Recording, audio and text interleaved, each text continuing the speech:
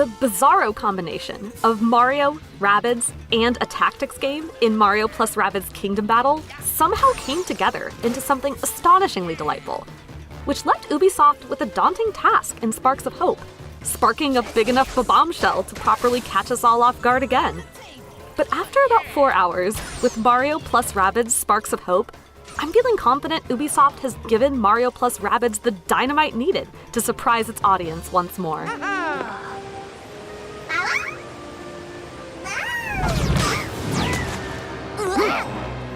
On the exploration side, transforming Mario plus Rabbids from its linear world structure to more free-roaming open levels was possibly the best upgrade the team could have made. Ubisoft has put in a lot of work to make each zone feel wonderfully open-ended, with a lot of extra space devoted to telling stories with NPCs and environments that the first game never could have. And it's all stuffed with side quests, coins, treasures, and dopey little Rabbid vignettes that make each area highly distracting. But even more important than the exploration, I was surprised by how utterly blown open Mario plus Rabbids has become, thanks to the shifts and how movement and combat work. Free movement alone opens up a feast of tactical possibilities, and offers time and space to understand the battlefield possibilities on a given turn. But that's combined with other significant changes. Each character now has 2 action points to spend per turn on attacking, special moves, and item use, giving every combat situation a ridiculous array of viable approaches. The most exciting new addition, by far, are the sparks. Status effects are gone, but replaced with elements such as fire, water, ice, and others that are applied to opponents by equipping sparks to characters and using them to spice up attacks with elemental energy. This also means enemies, and your team, have weaknesses and resistances to keep in mind, a change which pushed me to spend a meaningful period of time analyzing the battlefield and enemy types. I had to really think about my roster and equipment. It's much harder to bulldoze your way through story fights. Except it's also easier, but only if you want it to be, thanks to a couple wonderful key changes. For one, there's a difficulty selection you can adjust at any time to toggle between easy, normal, and hard battles. Additionally, it's now more possible to grind meaningfully. It wasn't necessary in the sections I played, but had I struggled, I know I could have looped back, redone some story fights, battled some of the roaming enemies on the map again, or done some side quests to level up my party. This should all be extremely welcome news, as both features broaden the range of people who can enjoy Sparks of Hope.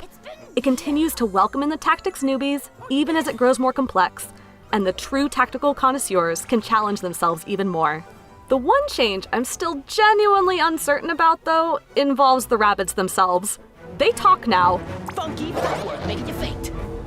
Not just incoherent screaming, but they have fully written out, grammatically correct dialogue now, alongside occasional voice acting, interspersed with their more conventional blah-like utterances.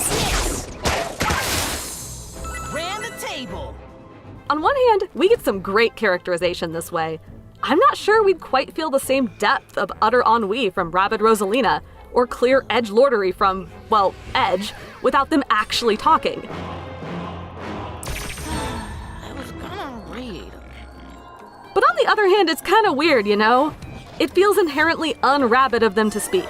I genuinely have no idea how this will land by the time Sparks of Hope is done. But I still love the Rabbids, talking or not. Ubisoft accomplished one heck of a feat in making these dorky pests so charming, with both its goofy lineup of Rabbid NPCs and its roster of humorous Mario wannabes. The greater cast of the first game is almost entirely available right out of the gate in Sparks of Hope, and the initial Rabbid deluge both adds to the tactical possibilities and gives the new members like Edge and Rabbid Rosalina much more space to shine.